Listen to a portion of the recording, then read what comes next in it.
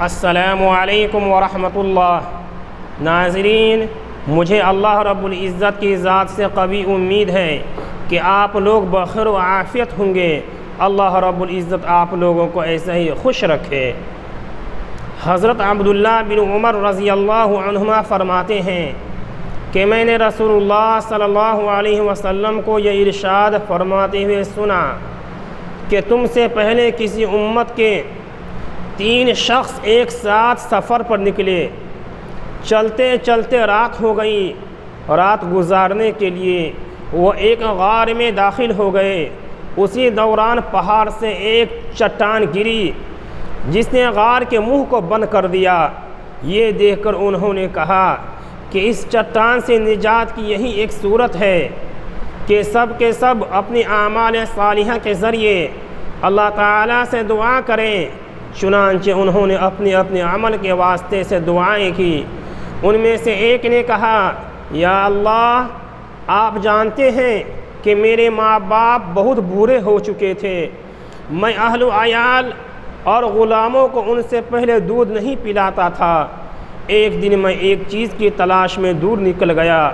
जब वापस लौट कर आया तो वालिदैन सो चुके थे। फिर भी मैंने उनके लिए शाम का दूध दूहा और उसे प्याले में लेकर उनके खिदमत में हाजिर हुआ तो देखा कि वह उस वक्त भी सो रहे हैं। मैंने उनको जगाना पसंद नहीं किया और उनसे पहले अहल अयाल या ग़ुलामों को दूध पिलाना भी गवारा ना किया। मैं दूध का प्याला हाथ में लिया, उनके सिरहाने खड़ा उनके जागने का इंतज़ार करता रहा यहाँ तक कि सुबह हो गई और वह बेदार हुए तो मैंने उन्हें दूध दिया। उस वक्त उन्होंने अपने शाम के हिस्से का दूध पिया। या इलाहुल आलमीन, अगर मैंने ये काम सिर्फ़ आपकी रज़ामंदी के लिए किया था तो हम इस चट्टान की वजह से जिस मुसीबत में फंस गए हैं उससे हमें निजात अता फरमा दीजिए। इस दुआ के नतीजे में वह चट्टान थोड़ी सरक गई लेकिन बाहर निकलना मुमकिन न हुआ। रसूलुल्लाह सल्लल्लाहु अलैहि वसल्लम इरशाद फरमाते हैं कि दूसरे शख्स ने दुआ की, या अल्लाह, मेरी एक चचाज़ाद बहन थी जो मुझे सबसे ज़्यादा महबूब थी। मैंने एक मरतबा उससे अपनी नफसानी ख्वाहिश पूरी करने का इरादा किया लेकिन वो आमादा नहीं हुई। यहाँ तक कि एक वक्त आया कि कहत साली ने उसे मेरे पास आने पर मजबूर कर दिया। मैंने उसे इस शर्त पर 120 दीनार देने का वादा किया कि वह तन्हाई में मुझसे मिले।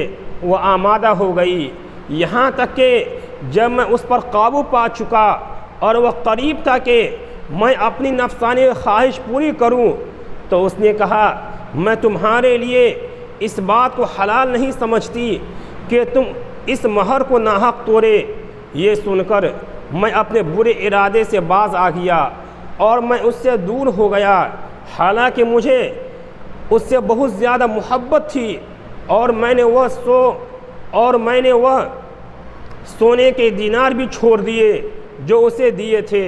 या अल्लाह, अगर मैंने ये काम आपकी रज़ा के लिए किया था, आपके खुशनुदी के लिए किया था, तो हमारी इस मुसीबत को दूर फरमा दे। चुनांचे वह चट्टान कुछ और सरक गई लेकिन फिर भी बाहर निकलना मुमकिन न हुआ।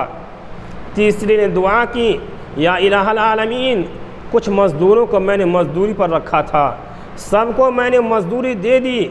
सिर्फ़ एक मज़दूर अपनी मज़दूरी लिए बगैर चला गया था। मैंने उसकी मज़दूरी की रकम को कारोबार में लगा दिया। यहाँ तक कि माल में बहुत कुछ इजाफ़ा हो गया। कुछ अरसा बाद वो एक दिन आया और आकर के कहा, अल्लाह के बंदे, अल्लाह से डर, मुझे मेरी मज़दूरी दे दे।